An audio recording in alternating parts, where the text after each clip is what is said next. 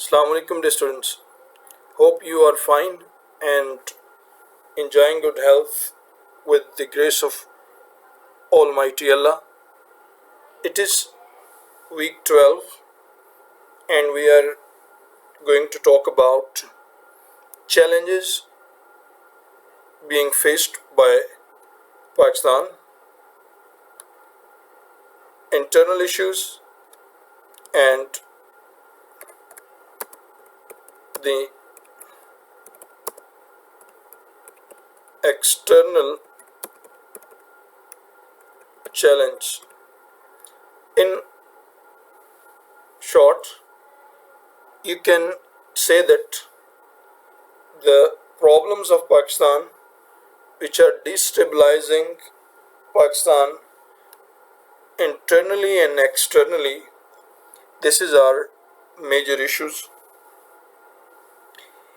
And our objectives is that in the first phase, I will simply overview the problems Pakistan is going to face at the internal level and later on at the external level.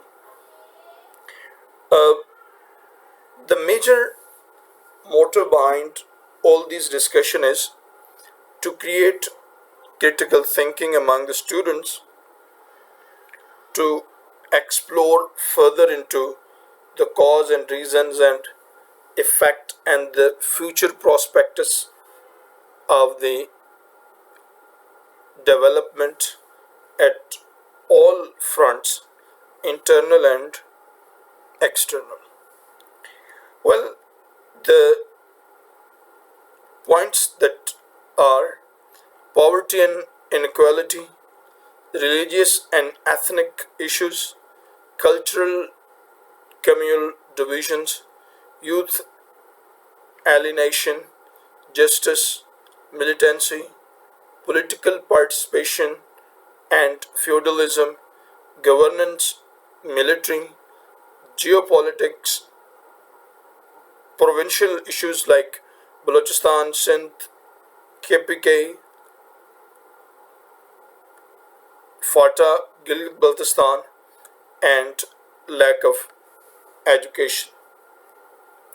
Well, their students, since its birth, Pakistan has been a very dramatic from its chemistry and development. Pakistan was gained as a patron or as a state named after Islam, where full human liberty and rights are available, plus the Muslims, especially Qaid-e-Azam, wanted to Pakistan be a state where they may experiment all the good faiths and practices. Well, since 1947, Pakistan had faced lots of trouble. The very first trouble that Pakistan faced, that was Indian opposition. Indian, the government of India wished to swallow Pakistan completely. They captured the area of Kashmir, Manavadar, Junagadh.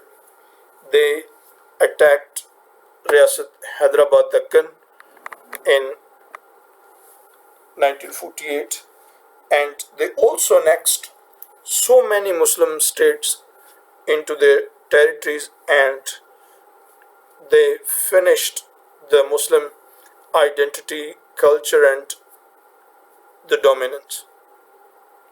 Second thing that Pakistan had to face internally was the displacement and settlement of the Muslims that migrated to Pakistan. Third, fourth, the important issue was the the inheritance, asasajat from India.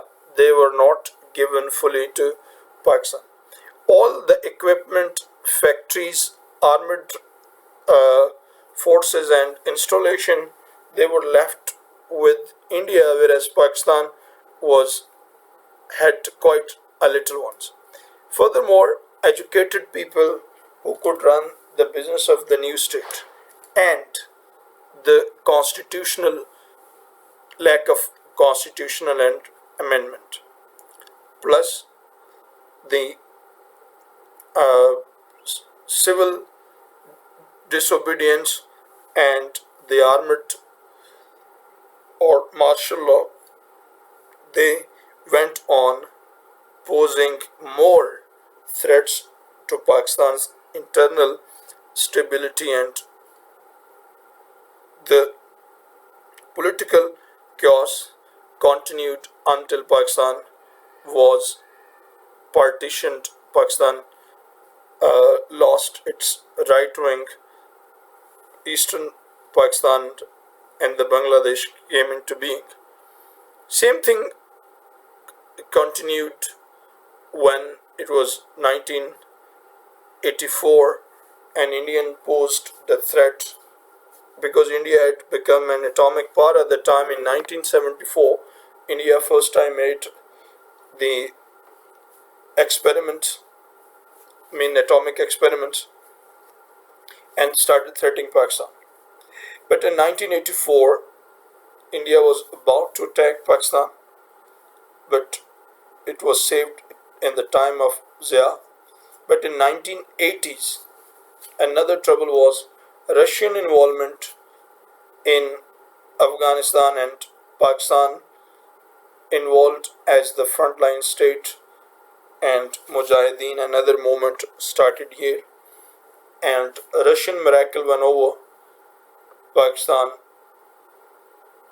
uh, gave lots of sacrifices because owing to this Pakistan gained lots of opposition in the international front.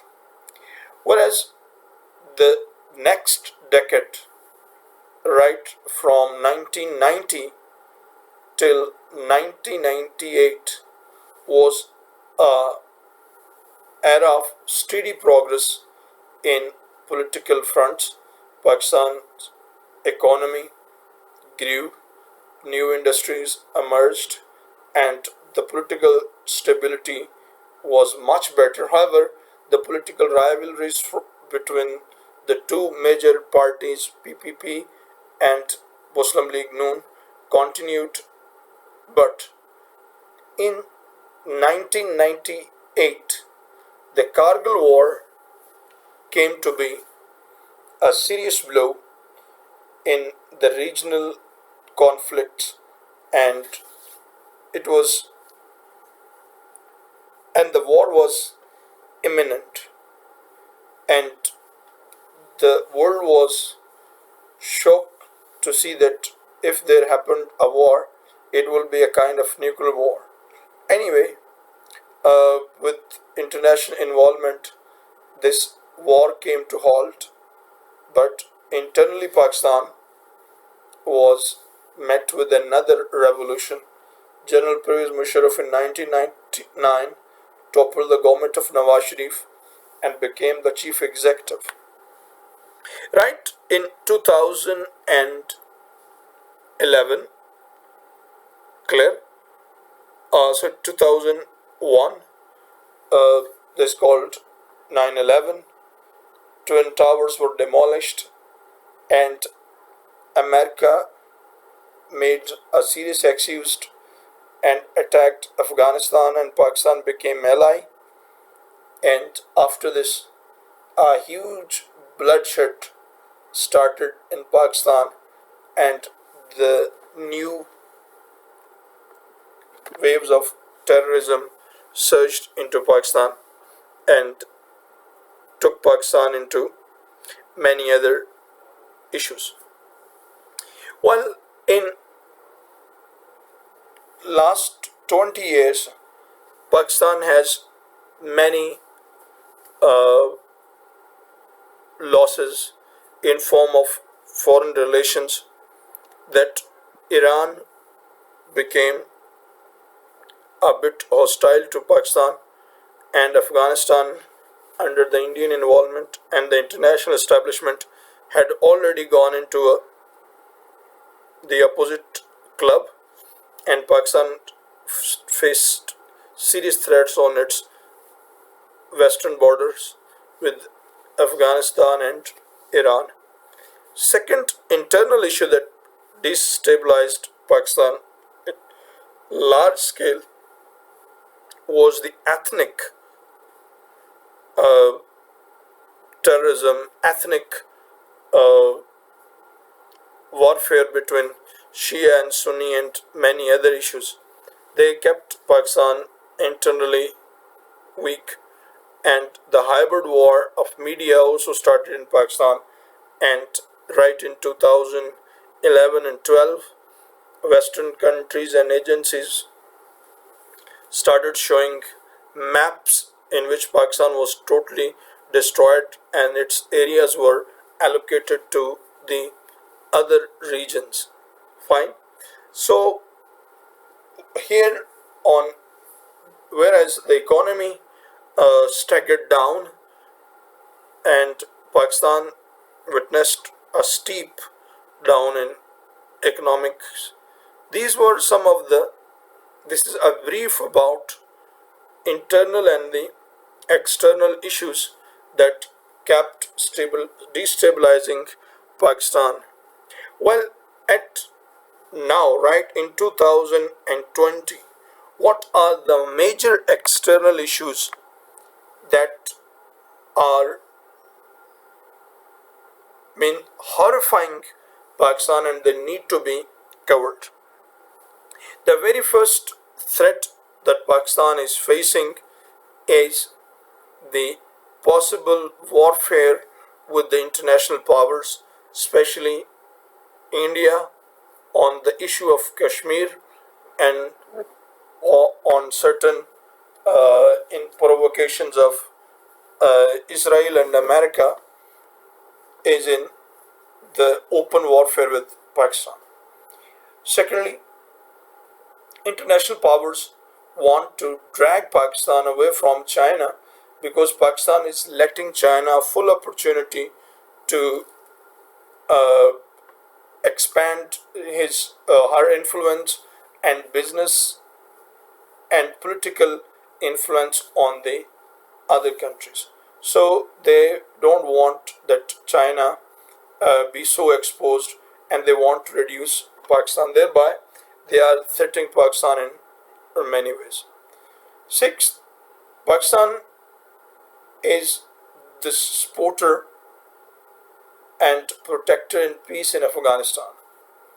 Thereby, Americans, Indians, Israel, and other countries don't want that Taliban government should be re-established and the borders with Pakistan be protected, and Pakistan may divert its full attention towards its eastern borders. This is really a threat that Pakistan is facing. Next is that Pakistan is emerging in nuclear war, short weapons. Pakistan is producing uh, warships like J-17 Thunder, and they have designed its fifth generation warclay. So these kind of warships, they are gaining international market. So these are also going to be a issue for the countries. The very important issue in the recent time, that along with Pakistan, that is Israel factor, Zionist factor. All the Arab world now have best bow down before Israel, and they have accepted recent uh, relations acceptance of Arab Emirates to the Israel, and their relationships have shown off the path that what are the future of the Arabian countries, whereas it is only Pakistan and Turkey and Malaysia left, those who are denouncing and they are not accepting their relationship with Israel. And right, we have seen that they are involved in all kind of warfare against Pakistan. In 27th of the February, the air attack by India was backed up by the Israelis. So these are certain issues that Pakistan is facing externally, and we need to develop strong uh, foreign policy, take take in confidence the remaining Islamic world, should uh, develop our business ties with the Central Asian countries, and try to resolve the territorial disputes of the Durand Line and the Red Cliff Line with India, and other territorial disputes, because India uh, exploded the issue by revoking 370 of the Kashmir status, and Pakistan has also shown a new map including claiming all the areas that were previously in claim with Pakistan before the Shimla summit. Well, all these issues should be kept in mind, and the students, you must read about these issues and discuss in detail with your fellows to remember them. Thank you very much.